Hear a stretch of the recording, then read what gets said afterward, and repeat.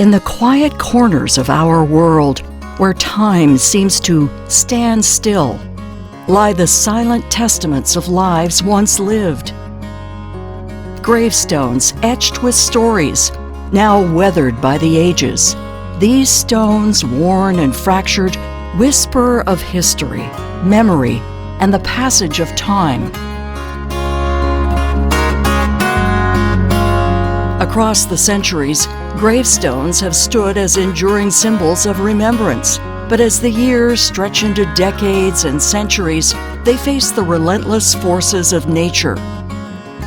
Wind, rain, and even human neglect can cause these once proud markers to crumble and fade. This gradual decay is not lost on Lori Carter, founder and president of the Cemetery Enthusiasts of Huron County in Ontario, Canada. Her desire to catalog the grave marker statistics and history of the area in which she lives led her to the realization her genealogical efforts would be aided by more clearly visible text and features on the gravestones themselves. So, Cemetery Enthusiasts of Huron County was created to try to get a memorial for everybody that is buried in Huron County. We tried to create a memorial for them on FindAGrave.com and connect them to their ancestors, family, so their relatives can find them. We try to connect everybody to their parents. Ultimately, if everybody's connected to their parents, then in the end, everybody will get connected. It makes it much easier for people that are not in Huron County anymore to find the correct John or Jane Doe, so to speak. So we know many people over generations had the same names, and we want to clarify who's who, I guess. So typically husbands and wives were buried together, their names are on the same stone. It would make sense that they are together. And some people that are researching from further away, it can get confusing. They don't know the county as well as we do. So our efforts solidify information. So we also back up our research with obituaries from the Huron County Archives, and we search for death records, birth records, marriage records. So it's not just cut and dry of this is Mary. We want to connect everybody. We want to give everybody, I want to say, a face. We're not going to get their faces, but we're going to at least do the best we can to make them human again, I guess. Gone, but not forgotten.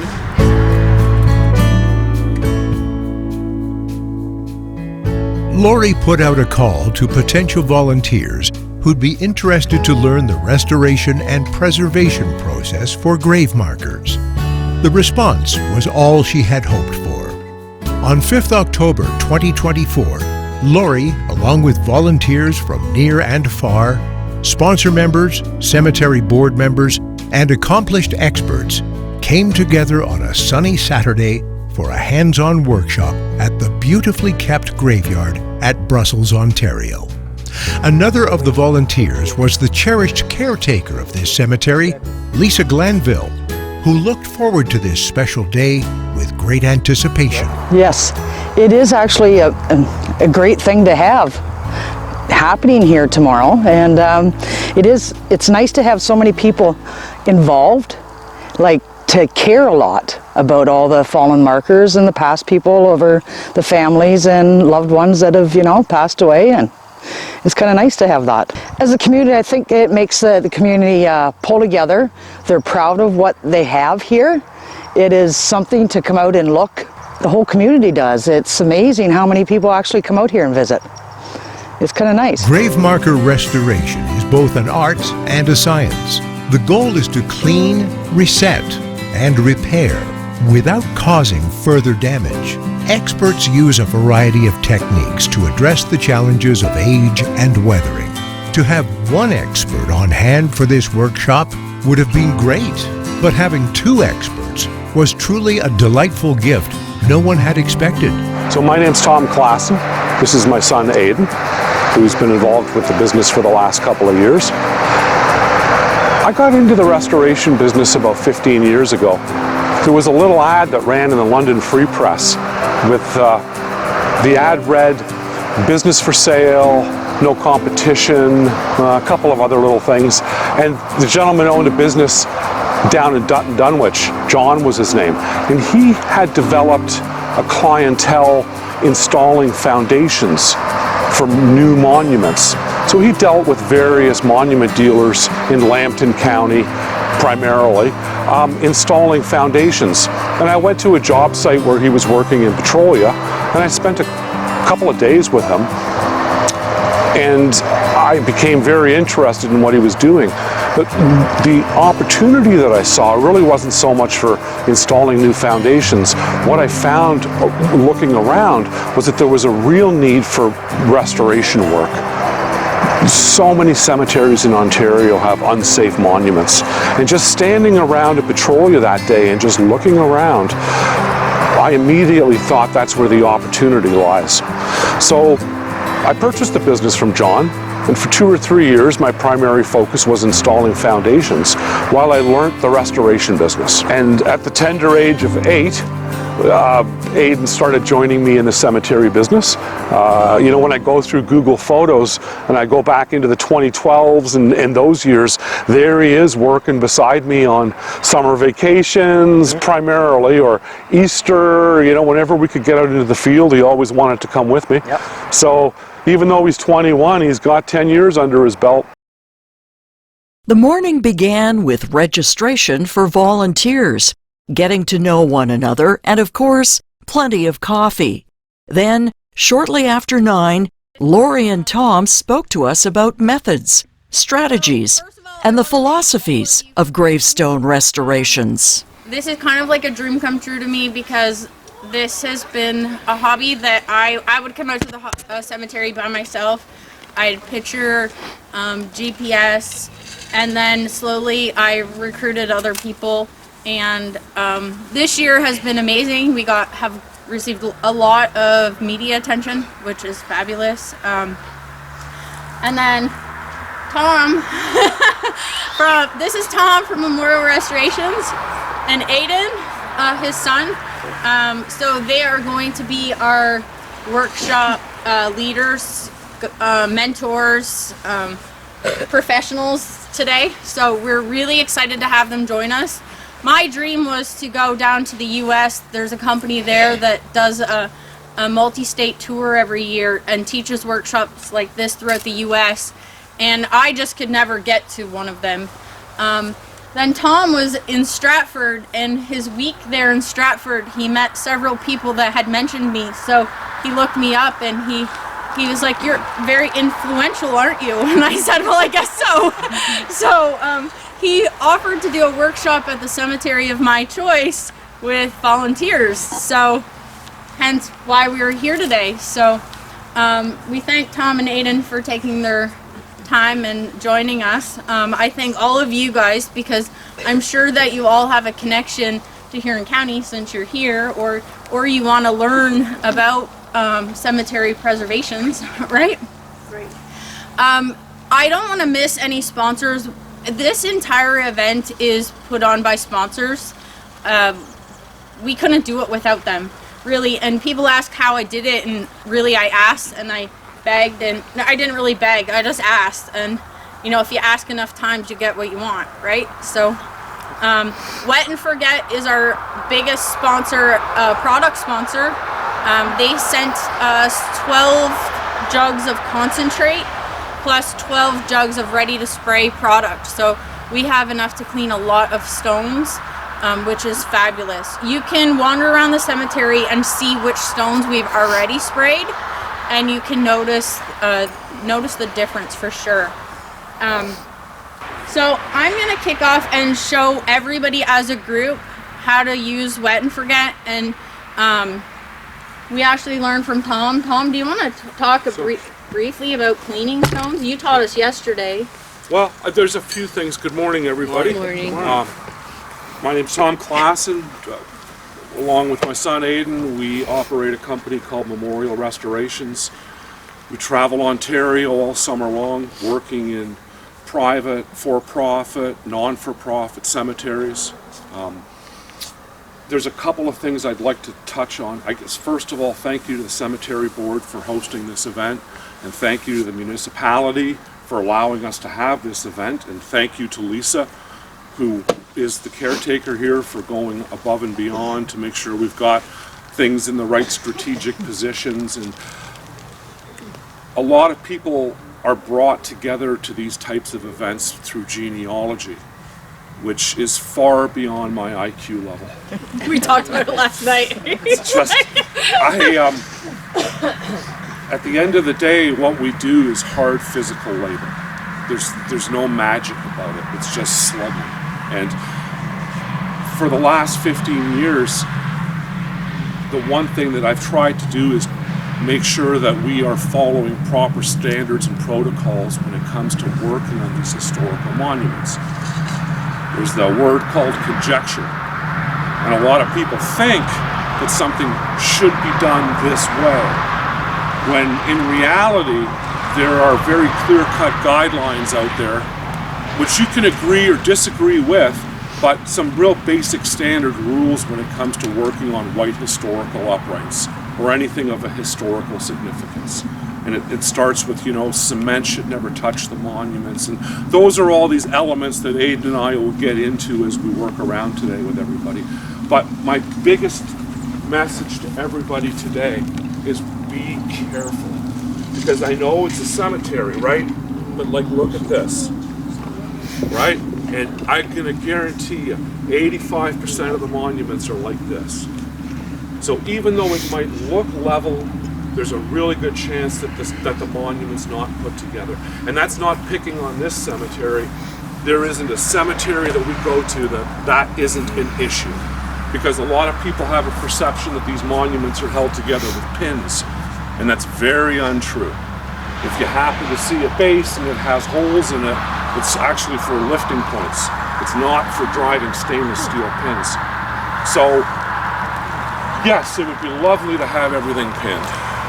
But those are kind of initiatives that have to come from, as much as I hate government, they would need to almost mandate.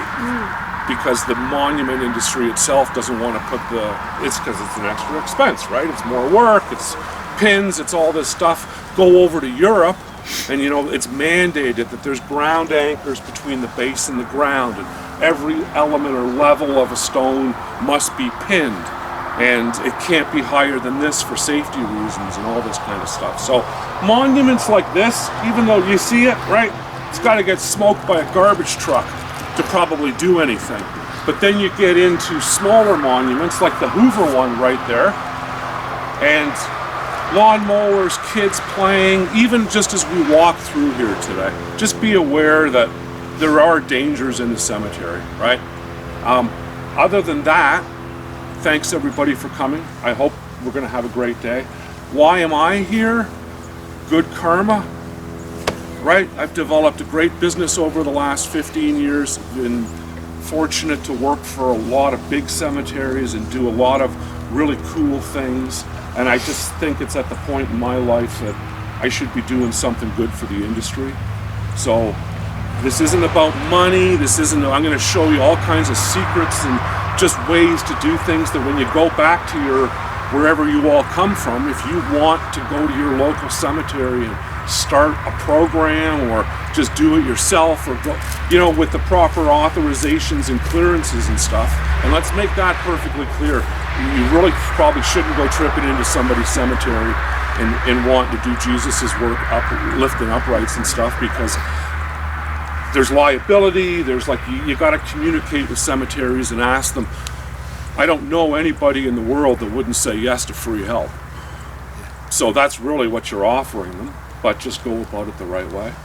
Yeah, we just have to make it clear we have permission today to do work at this cemetery, but we do not have permission to come back at our leisure to do whatever we want whenever we want. So Lori's going to lead a spray crew, and then what our objective is that we're going to break into 2 different work crews. One will go with Aidan, one will come with me. Linda is down there. Linda's going to lead, there's a few volunteers that are just spraying, so those people will go with Linda. And we've pre-selected some monuments, so that's the first couple hours this morning. We're going to talk about permeable foundations. We're going to talk about how to try to find uprights and get them out of the ground properly. maybe install some foundations. After lunch, I think we have an hour planned as a large group where we're hoping we can show you how to lift an upright out of the ground, do a simple epoxy repair, maybe do some small foundations. You know, we're gonna definitely roll with it. You can't script this too. The cleaning of grave markers, as Lori Carter mentioned, is made so much easier with the day's major product sponsor, Wet and Forget. Here, Lori demonstrates its use. Tom taught us last night that you want to spray a stone from the bottom up. We didn't know that, but Tom taught us that yesterday. For the reason it prevents streaking. Yeah, there's a couple of reasons. I mean, better saturation, right? Because as you're spraying up, it's just continuously running down, and you don't want wet particles to hit dry, because it can cause streaking. It's like more so on black, but you just get better saturation, and as you spray up, the new soil is running, or the soiling is running down on a wet face.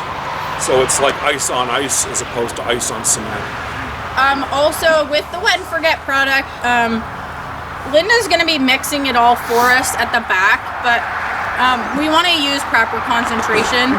All of our product today is sponsored, given to us. We want to maximize the use of it, right? You don't want to be spraying and wasting half of it on the ground. My method, I watch all these TikTok videos of before and after of people scrubbing like crazy. It's really not necessary, and you can spray a lot more and have a bigger impact with the least amount of product, just spraying and walking away as the product is recommended to do. So if you want to see faster results, you can scrub, but it means you need to spray the stone, let it sit for a couple minutes, scrub it, spray it again, so you're technically using twice as much product for the same stone. Make sense? So we want to try to clean as many as we can with it makes sense to me. Anyway, so when you're spraying, I chose this location for our demo because there's two types of stones beside each other. It's very important to spray the bottom of the stone as well, because if anything drips down, then that's when you have the streaks in the black part. So you'll see that stone there has been sprayed, so you can see it's a lot lighter. Like, it's coming along. The product works over time, but all this black will clear up. But you want to make sure that you do spray the bottom where you get the streak. And again, more is not necessarily better, so just kind of like spray along the whole stone. And these crisscross ones, typically I go around to the front, like go up and down the because of the curves in the stone. So if I didn't do this bottom part, you're going to see all that runoff, and you're going to see the white lines later on.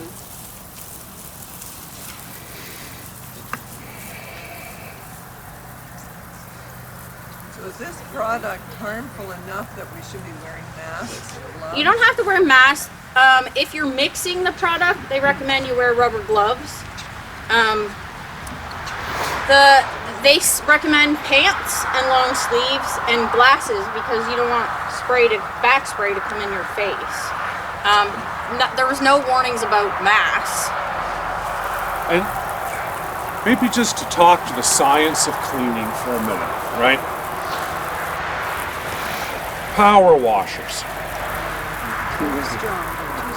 But not for that McKay stone.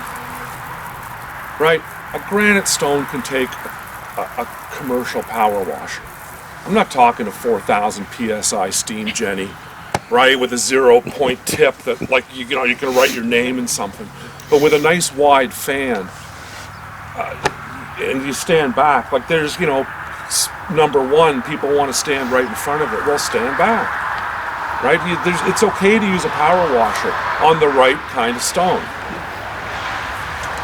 And then there's folks that think, and again, we're going to go to the historical uprights.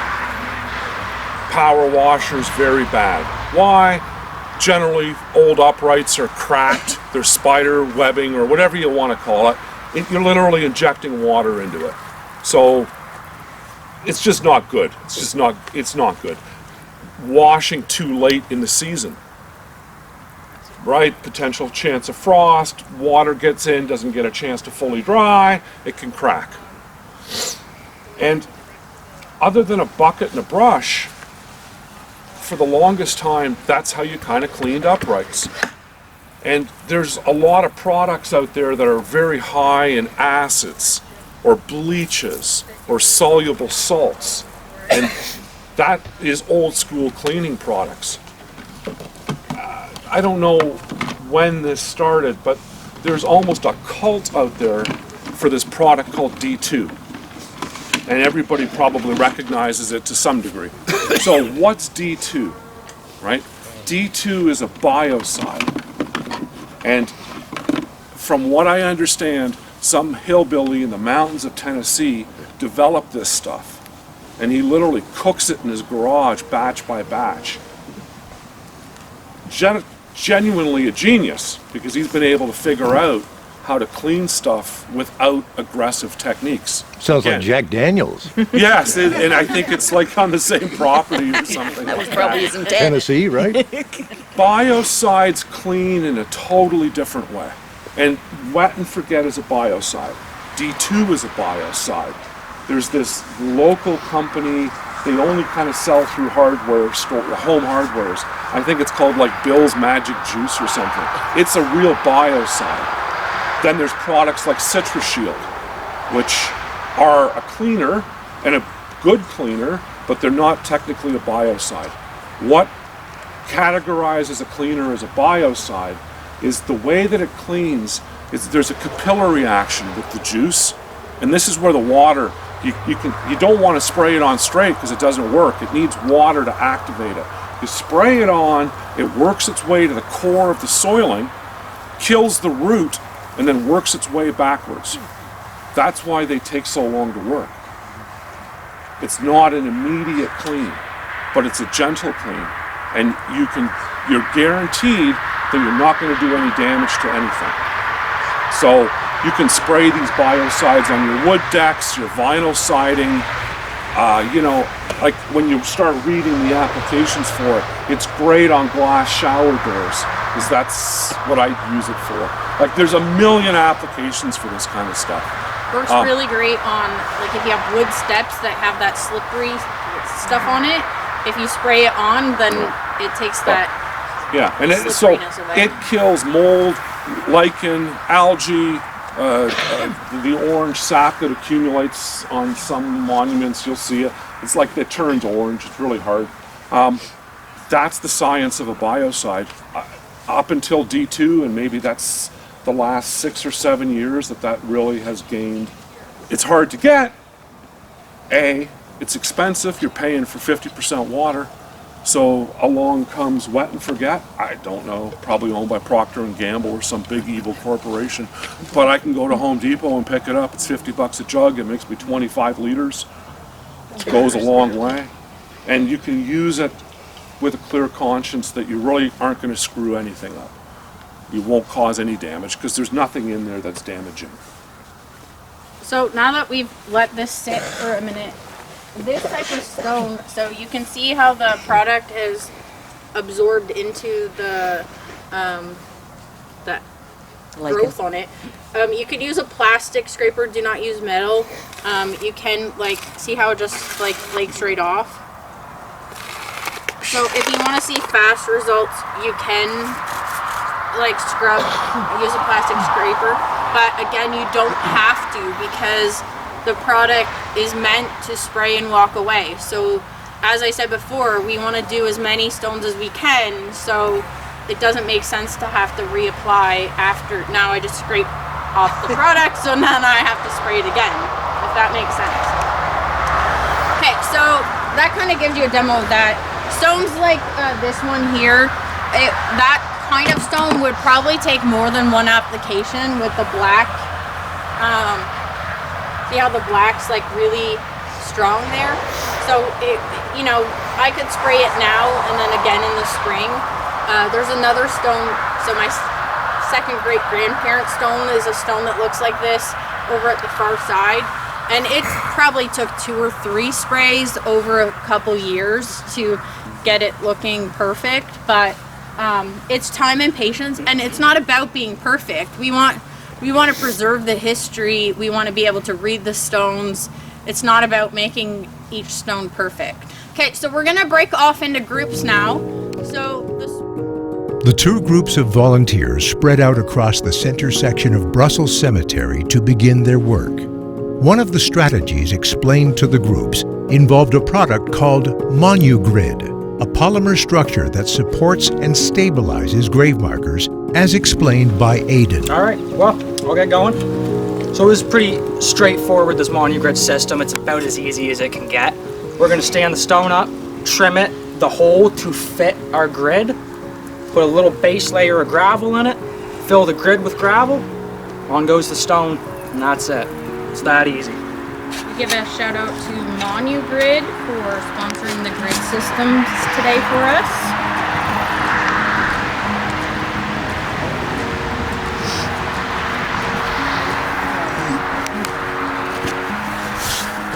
So what happens if you find writing on the back? That's a hard question to answer. Yeah. If I found writing on the back, I'd do my best to try and stand it up. Okay. Sometimes it's just not possible. Yeah. On a little stone like this, I'd have to bury it up there to there. Okay. It's just no point, right? You just No. lay it back down. Right. So this particular stone, the plot on the plot card, it says who owned the plot, but no records as to who. So we were able to uncover this stone. Now I uncovered it, there was probably only a fist size showing when I first found it. It would have been last year. So I'd uncovered it and sprayed it previously, and we've kind of kept it. So this particular stone is for 2 children from the Dennison family, and their parents are not buried here. So it will be nice to, well, like, we have connected them on FindAGrave to their parents so that their families can find them, but possibly their family didn't even know where they ended up. That might be the key. Something in there. Aidan's shovel has unexpectedly made contact with something called a keystone. Lori Carter explains. So those large blocks are called a key. So some of these older stones, it is kind of like a puzzle piece. So it's a base with a hole in the top that the stone sits in to stand upright. So that would be the key to the stone. So it kind of locks it into place to hold it up. It's the same sort of premise. They say each one of these tiles disperses 5,000 pounds of weight. So these 2 tiles technically can hold 10,000 pounds. Wow. Which is a lot of overkill. Yeah. But it's beautiful because now you don't have to worry about it shifting, moving, sinking. Okay. So I've got a nice level base. I am going to throw a couple scoops of gravel in the bottom of it so it has a nice solid foundation under it. The stone dust, again, is sponsored by Dwyer Landscape. Stone dust, the dust put underneath it? Yes, sir. It gets the highest compaction. You don't want like a gravel or a big, thick gravel. It just doesn't compact the same. And what happens in the winter with our frost around here? I have not seen the frost heave any stones. That's amazing then. I'll be honest, I don't know why. I don't know why it doesn't Maybe heave it's it. the grid, right? It's the grid. Yeah, But no, I haven't seen the frost damage or mess anything up. that's awesome. So we got a nice little gravel layer on the bottom, put the grid in, just gonna fill it up with gravel.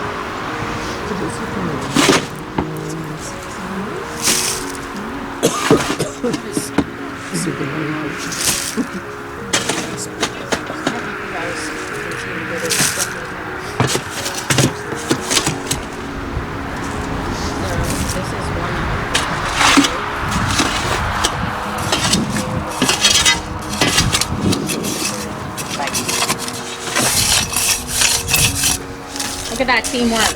Good job. Ain't standing around. See, I'm glad I picked you to be on my team. Let's do the supervisor. Lots of supervisors.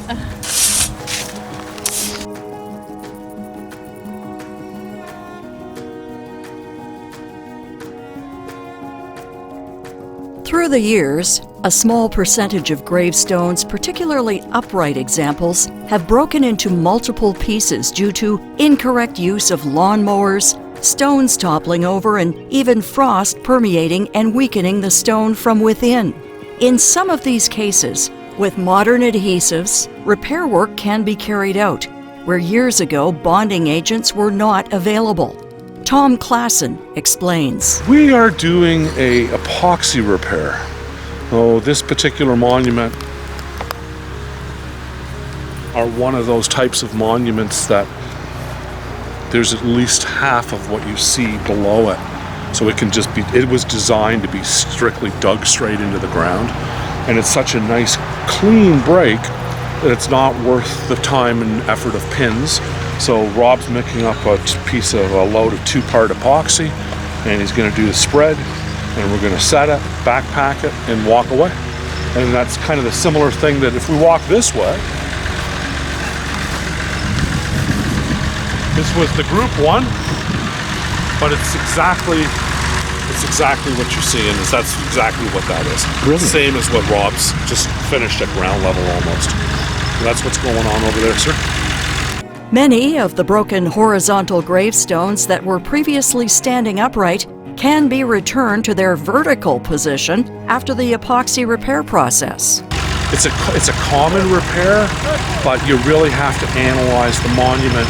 What's wrong with it? Where are the breaks? Are there more breaks? There just is no one-size-fits-all when it comes to working with these historical monuments. I mean, sometimes the procedures are the same, but every monument has to be addressed and analyzed individually before you can go ahead with a repair procedure. And it doesn't have to be a big complicated form with 70 questions. You just should do a basic checklist in your mind. Is it broken? Do you see cracks? And, you know, what happens when we pull it apart? Because of a crack that goes halfway across, when we lift that, is that going to fracture? Is it going to break the stone more? And sometimes it's best to leave them in the ground. Sometimes it's best to lift them up and do the epoxy repair. It just, yeah, you know, they're just like snowflakes. No two are the same.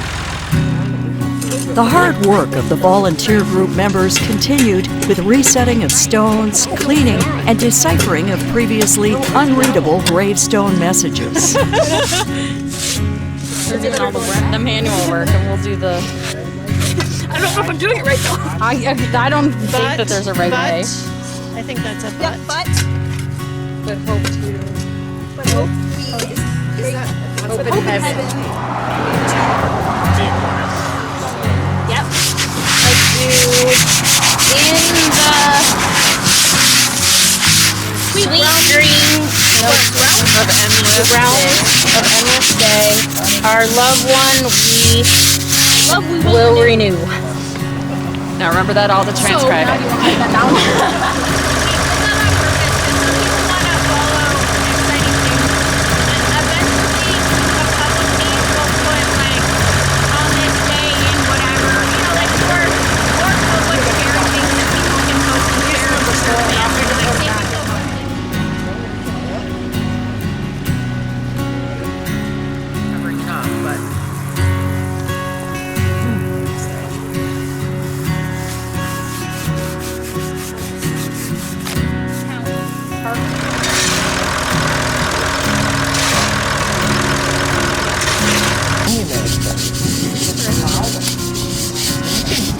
Yeah. So it would be like a layered one. Oh, but I found the other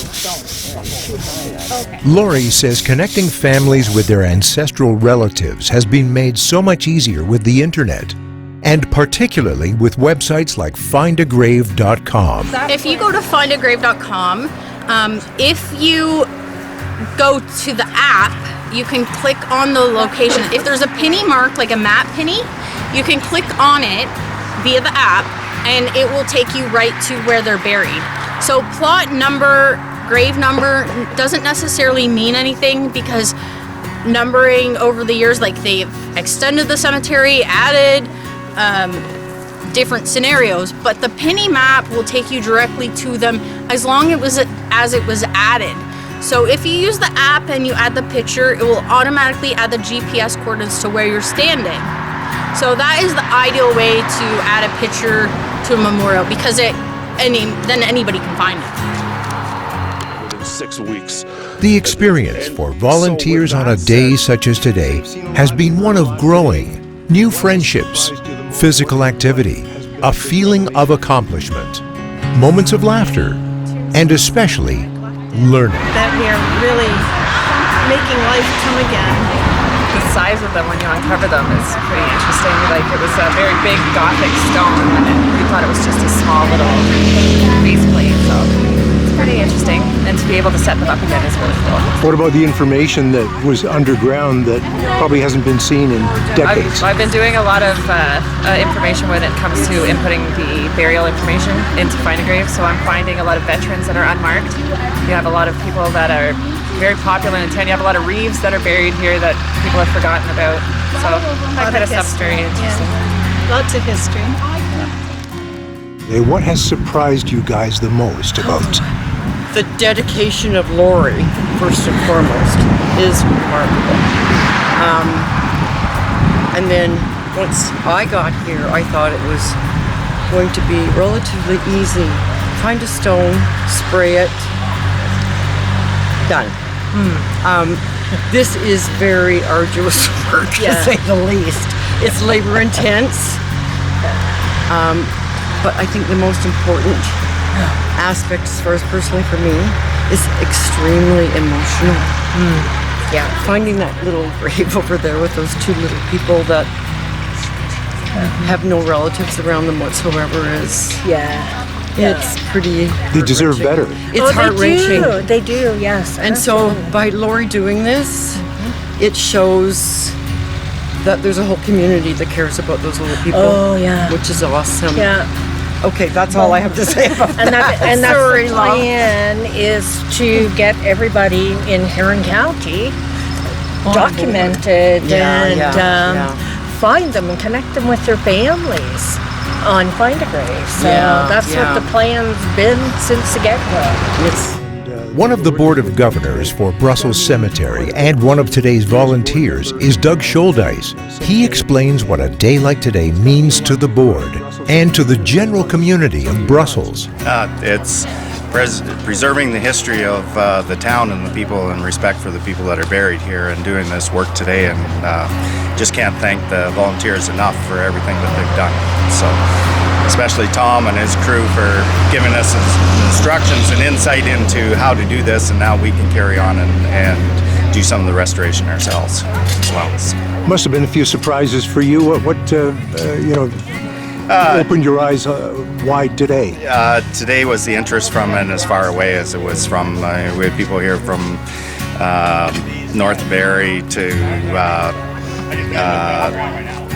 down south of, or near Sarnia. So I mean, it's really neat to see the interest, and I think we're very fortunate to have it as people come and volunteer and do the restoration work. So it's awesome. Here are some before and after examples of the marvelous work the volunteers and the experts accomplished at Brussels Cemetery today. Cemetery song. That's where you reside. In the meter phrases, those melody lines, and time you're not the healer that I thought all along, and the chord becomes the coffin in that cemetery song. Sang that cemetery song upon the mountainside, chorus with the river,